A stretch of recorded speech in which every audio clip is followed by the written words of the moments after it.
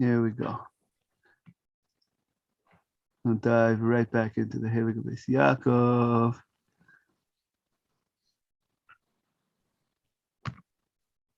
Let the Shem open up. There we go. Okay. Gewaldig. So yesterday we left it off. Just let me go down the screen.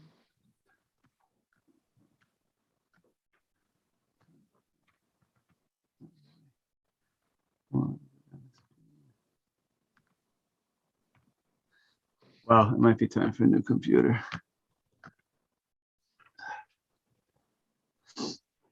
Well, I can tell you as a web chaver, you Yeah. use the internet very well. Thank you. Oh, that's also be, yeah. Oh no, see that Google Chrome not responding. I need a response.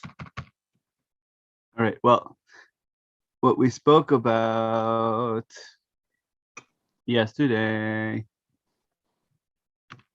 was. Oh yeah, I might also be able to open it here, Stam, as a picture. I have it here as a picture also. Let's see if that works.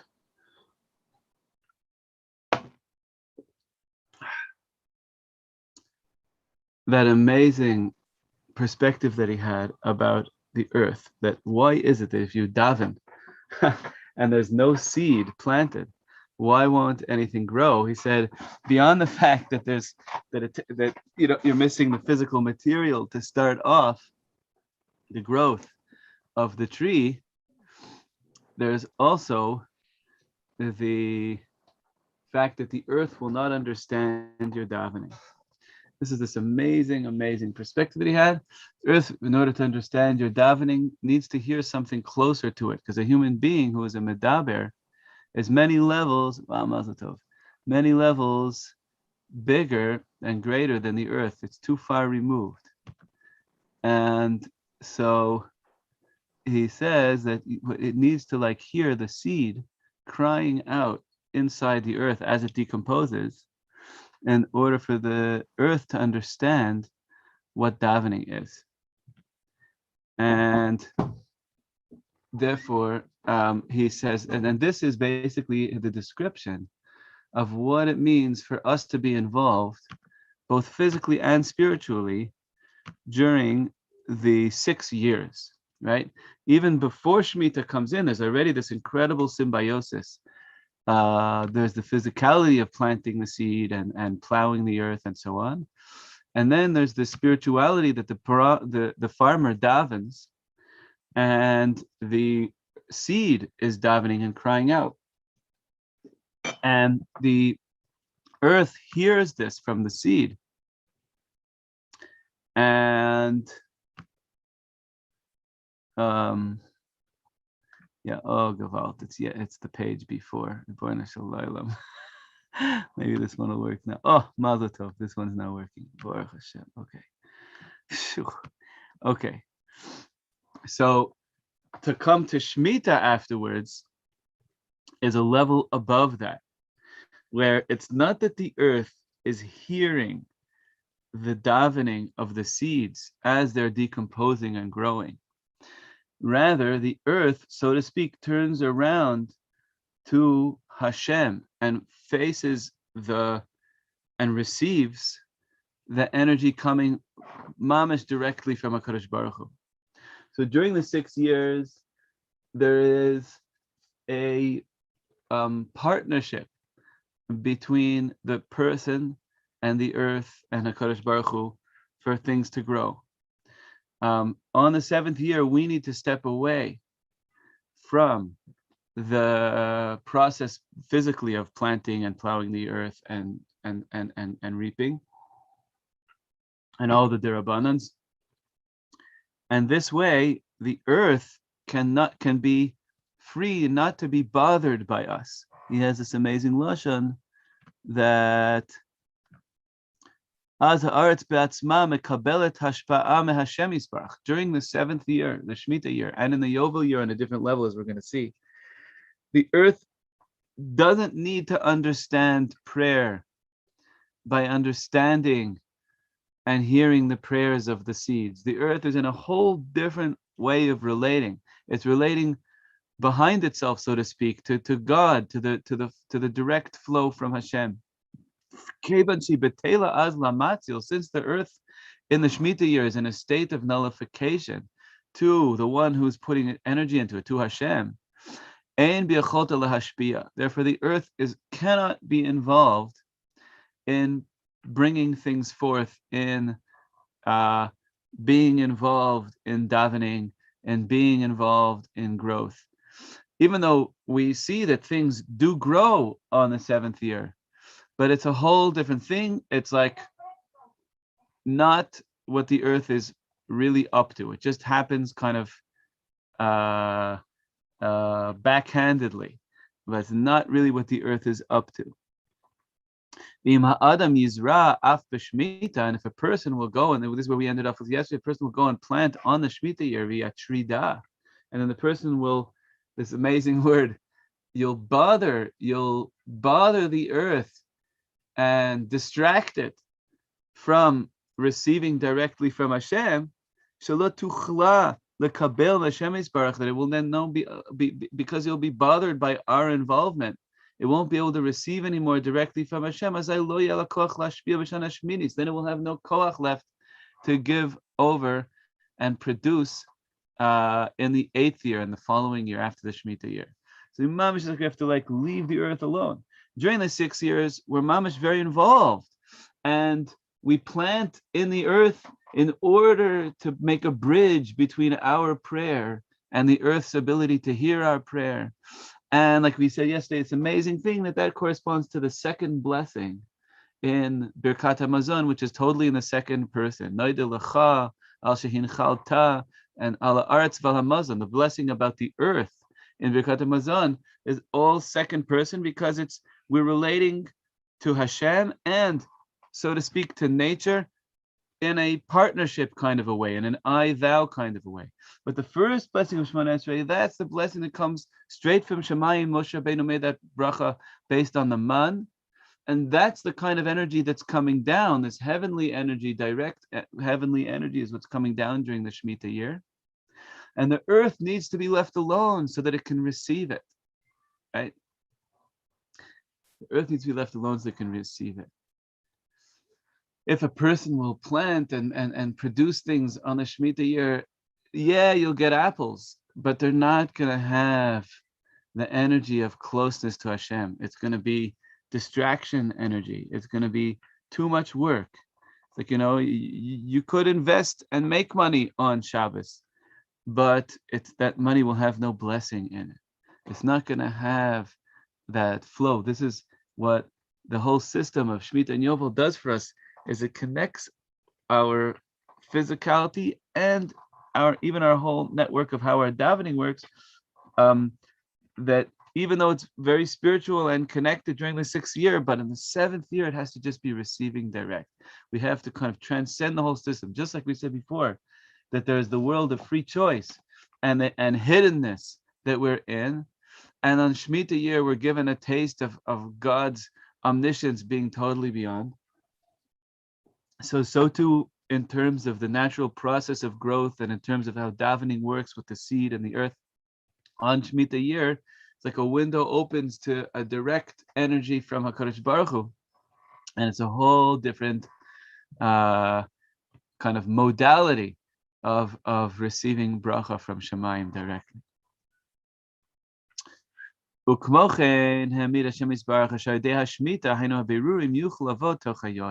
we're going back to our theme that we started off with a couple of days ago, that even though it sounds like Shemitah is like the highest thing there could be, that Hashem gives us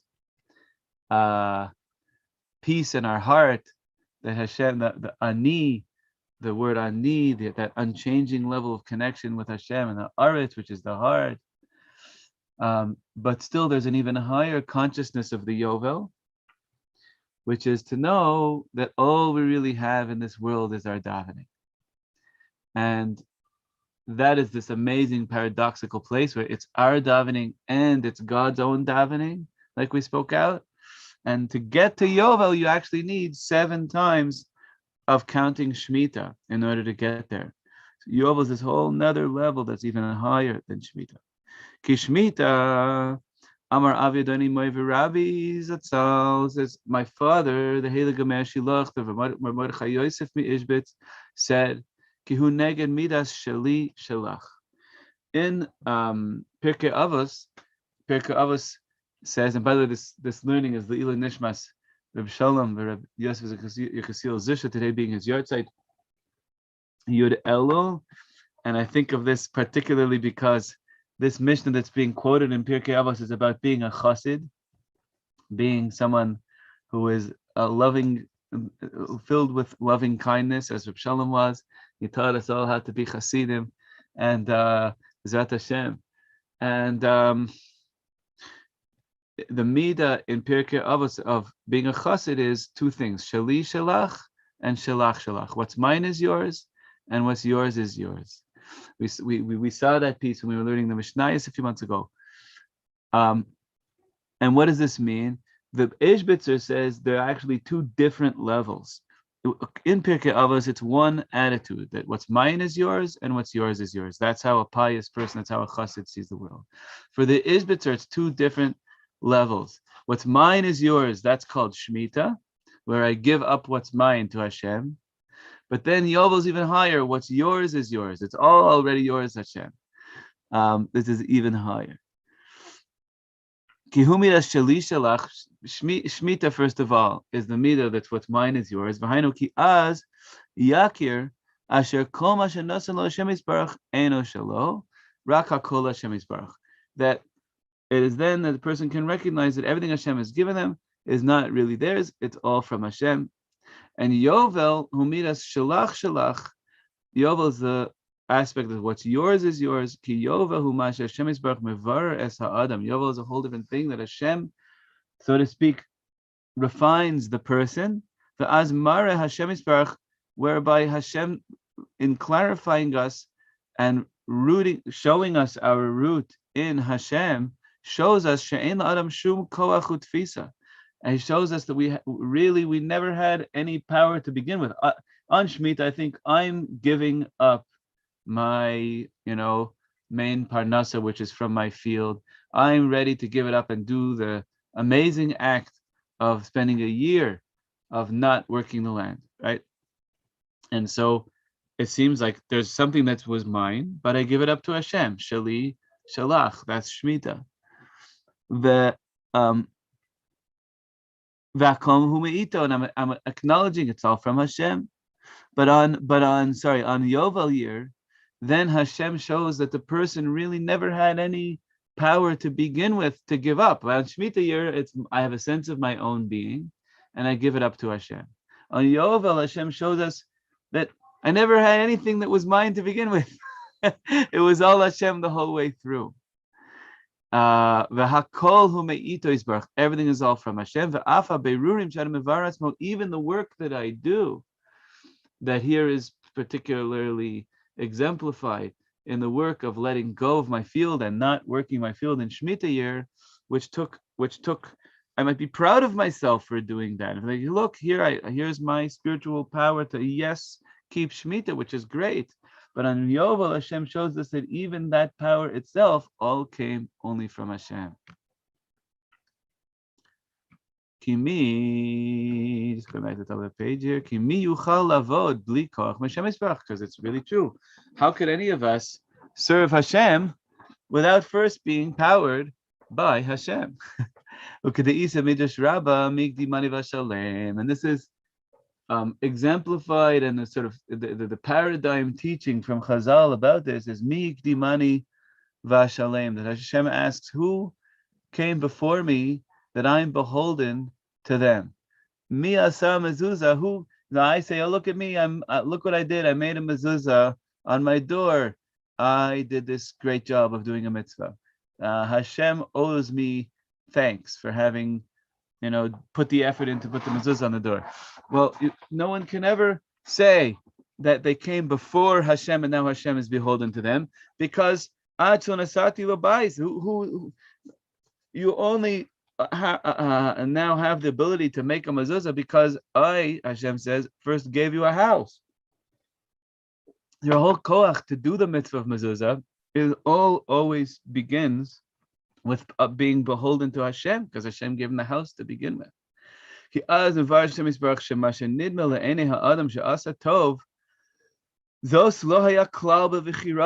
This good that I think I did was not from my free choice at all. Again,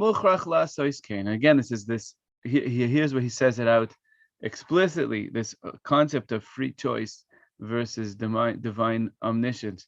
That what's happening, I feel like I chose it, I did it, Hashem shows us it was all me all along. I was forced to do it. It's unbelievable.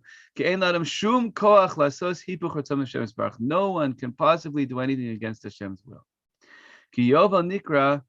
Ani Bina. Yovel is called I am Bina, as is brought in the Zohar Kodesh. Umilas Ani, like we said before, the word Ani is this unchanging aspect, this awareness of Hashem's, so to speak, being an unchangingness, as opposed to Anochi being a flow of subsequent deeper and deeper revelations. So Ani is this very important unchanging level. Milas Ani mora hipuch milas Anochi is opposite of Anochi. Anochi sheyesh gam la'adama oved chelik. Because Anochi, being that it is subsequent degrees of consciousness, that relates to our service and what we do to uncover and keep going and keep growing in our awareness of Hashem. Aval milas ani is like a final thing where Hashem just kind of steps in and says, I.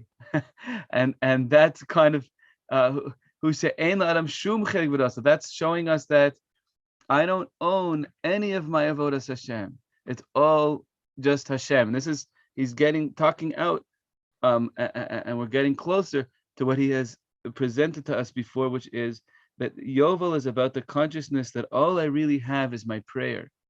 And prayer is this amazingly kind of translucent thing that it's mine, I have it, but what is my prayer?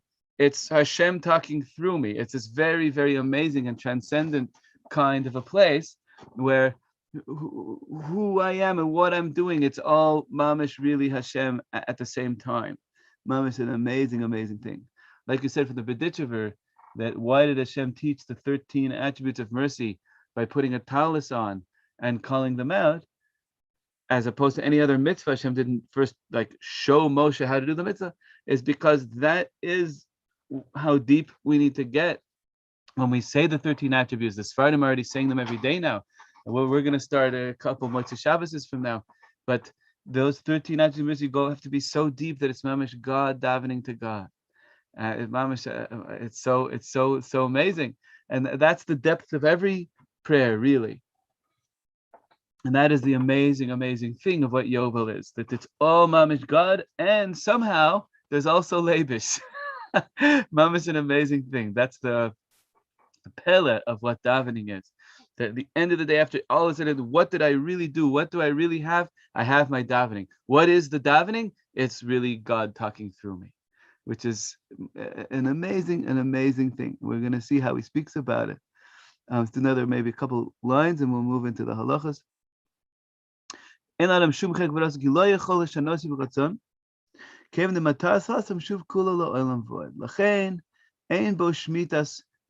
Therefore, he says, there's a difference between Yovel and Shemitah, and the Shemitah year cancels loans. The Yovel year does not cancel loans. Shemitah year cancels loans, and Yovel year does not. The Gam mitzvahs Yovel mitchilas hashana, and also the Yovel year begins from the beginning of the year, right? The Shemitah, when do the loans get canceled? At the very end of the Shemitah year is when the loans get canceled. Whereas, so there's an aspect to the Shemitah year that kicks in only at the very end. Whereas Yovel starts from the very beginning and does not cancel loans. And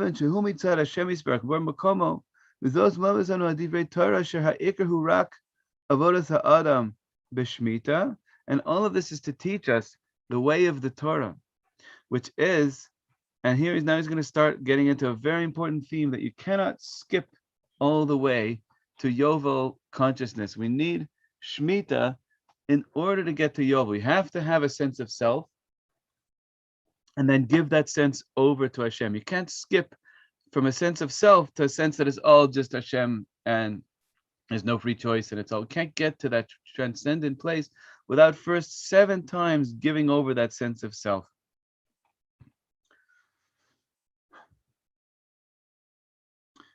Asher hu levara ki kol tovas al-mazehim arak l'shakeach es ha'adam l'hidamos lo asher hu ha'bal habayis. That all the goods of this world, all of the positivities in this world is to give us a sense of ownership. Kamo yain shemeshakas adam asher eis yaso nidma lo shehu tova gdola. That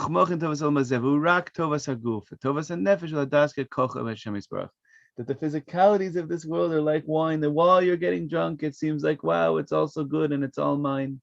But then it disappears, and then you have a hangover, and then who knows what. Whereas the good of the soul in this world is to take all that we have and give it back to Hashem. And this is what shemittah is. And we're going to speak tomorrow and continue on this. How 7 times of doing that is our ability to give things back to Hashem. Just like the loans, I have money coming, I own it. This person owes me that money for the shemittah year to cancel that. It's the deep letting go of the financial system. We spoke about capitalism a week or two ago. This is this gewaldic, heavenly corrective of ego, of capitalism, of the sense that it's my efforts that are doing everything. I give it up, and the more, and when I'm do that 7 times, then I can get to this amazing place of Yovel where I recognize that all I really have is my davening. Okay, Gevald, any thoughts or questions before we move into the halachas? Okay.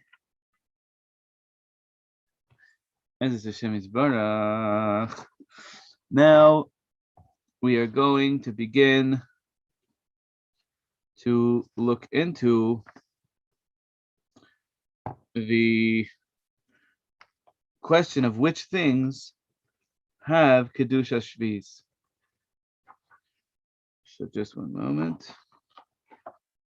Particularly today, we're going to look at flowers, which are a very interesting kind of in-between sort of a situation. Annuals. So the different types of flowers. There's annuals and there's perennials. Annuals are flowers that don't regrow year after year.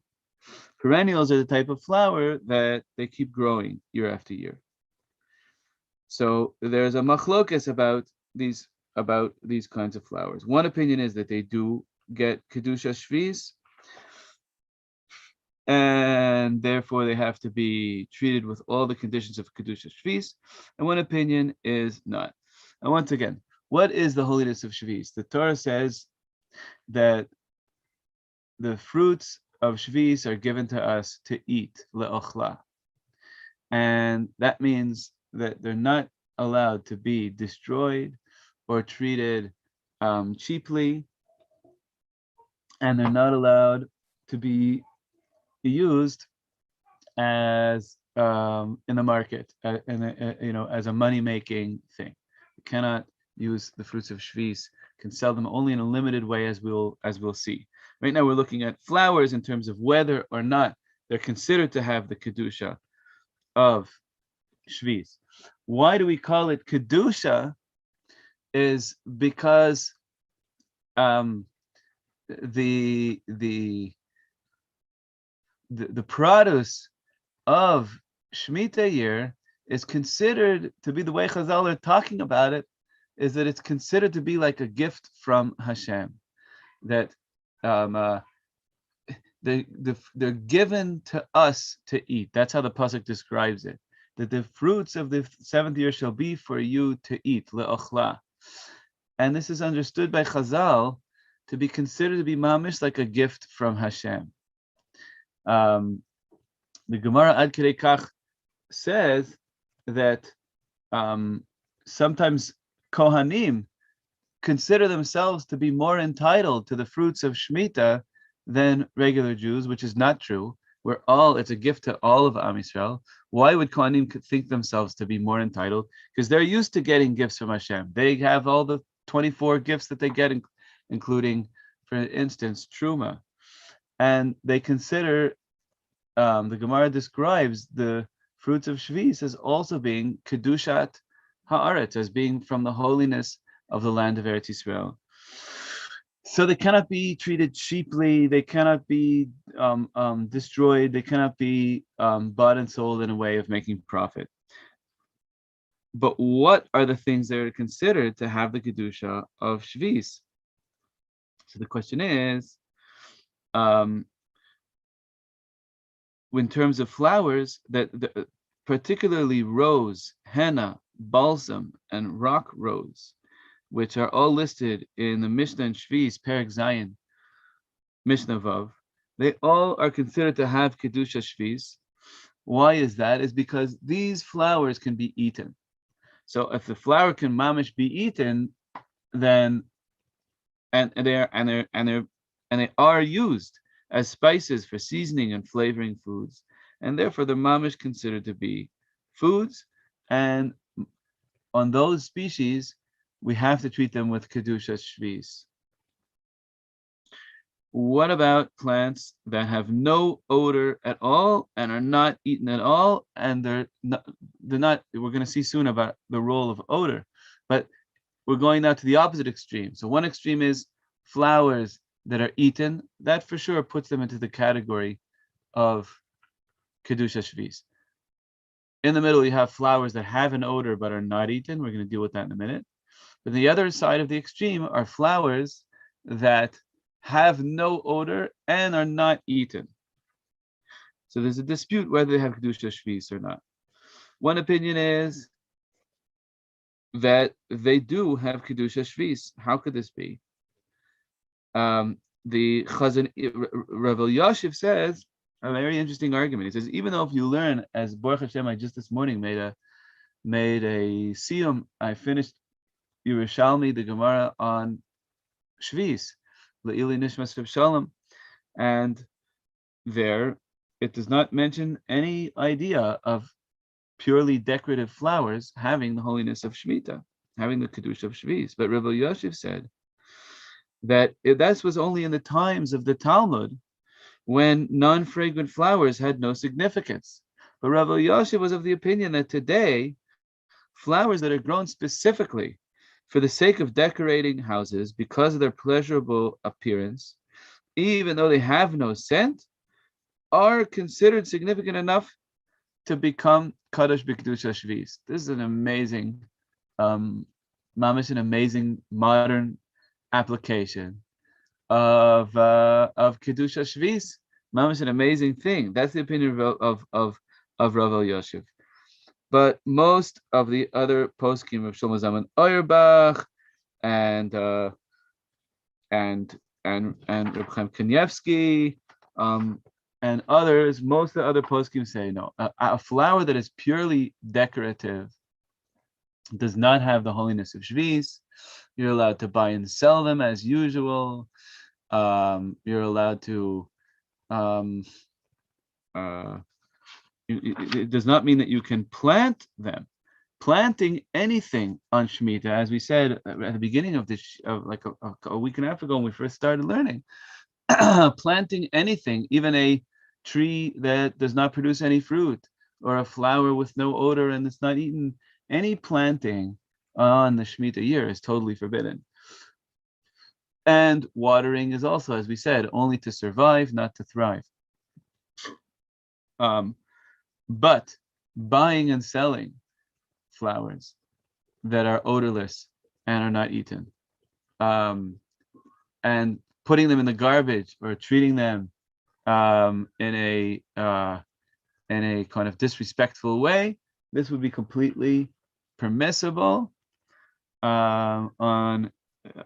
because they don't have the holiness of Shemitah.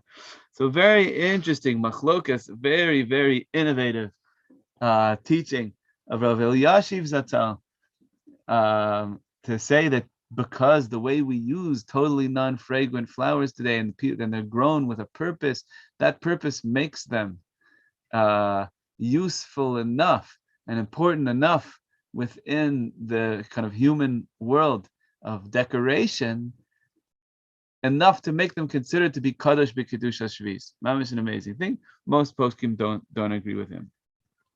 There's definitely room to be lenient with odorless flowers. What about flowers that do have an odor, but are not eaten? What about that? So there we have a argument in the Gemara about how do we treat things that are grown just for the sake of scent, and the argument is most are holding unresolved, and Reb Chaim Kanievsky holds, and it's the right thing, it seems, by most opinions, to be strict and treat flowers that are grown for the sake of their fragrance as having the holiness of shemittah, which means that you cannot dispose of them. We're going to speak more in detail, but exactly how do we dispose of flowers or foods that do have the holiness of shvis? What's the right way to dispose of them, and in what way can you buy and sell them? These we'll discuss in the future. Right now, we're just talking about which items have the holiness of shvis, and flowers are very interesting kind of a case because they're not exactly foods, and if smell is considered enough for them to have the holiness of shvis is an argument in the Talmud Yerushalmi, and we're strict about it, and therefore flowers that are grown for the sake of fragrance are considered to have the holiness of shemittah. So the thing is, most flowers today aren't really grown for the sake of their fragrance. They're grown, they also have a fragrance, but they're really grown for their decorative purpose. So again, there's definitely room to be lenient with flowers whose main purpose is not for fragrance, but rather for their decorative value, to be lenient. Where this does apply is hadassim. Hadassim, the myrtle branches that we're going to use on Sukkot, Mr. Shem, soon. Hadassim are basically grown for the sake of their smell. That's, people buy them all year round to smell them on Shabbos, although there is also argument to be made that they are grown for their decorative purpose, because people also use hadassim to look nice. But with hadassim, the minhag is to be machmir and treat them, yes, as having kedusha shvis, because they can be considered to be items that are grown for the sake of their scent, and therefore should not be bought and sold for a profit. And we're going to talk more about how buying and selling works on shemittah, and need to be disposed of in a respectful way. And we're going to talk more in future classes about what that means. Okay.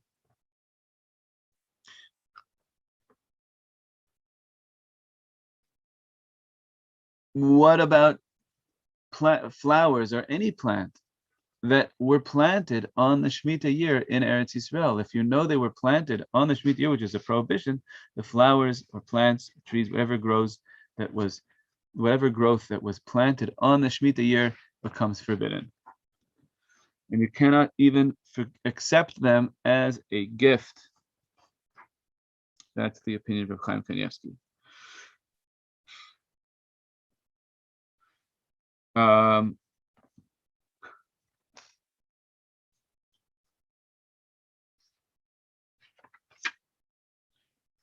Good. So what does that mean in terms of buying flowers for Shabbos or Yontif?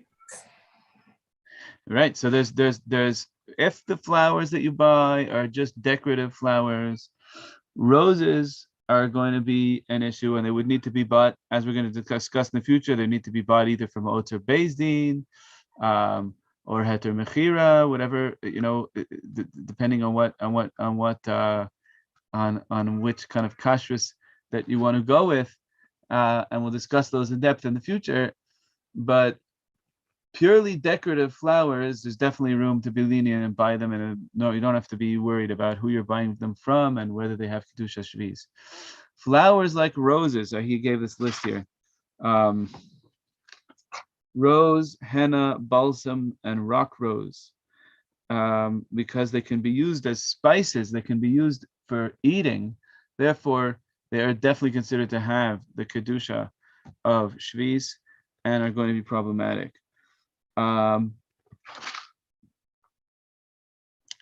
Yeah.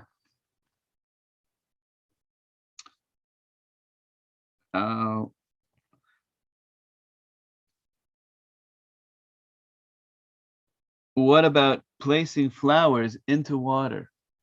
You come back from the flower store with flowers that you bought that were either from the kind that have Kedusha Shvis and you bought them in the right kosher way, or flowers that do not have Kedusha Shvis. But you cannot plant a flower. So is putting flower in water considered to be planting the flower? Answer is no. Putting the flower in water just maintains it from withering, but it is not considered that you planted it. It does not really grow and thrive in there. So long as you do not put any chemicals inside the water that will give it the ability to thrive and grow. So just putting a flower into water on Shemitah is permissible. Okay, I'm really sorry we have to stop here because I have a shiur now that I give after 4 o'clock. I think we're already pushing it over there with that. I'm sorry you started late today, and Mitzvah Hashem, we'll see you tomorrow. Shkoyach and Mamish, thank you again. Thank you so much.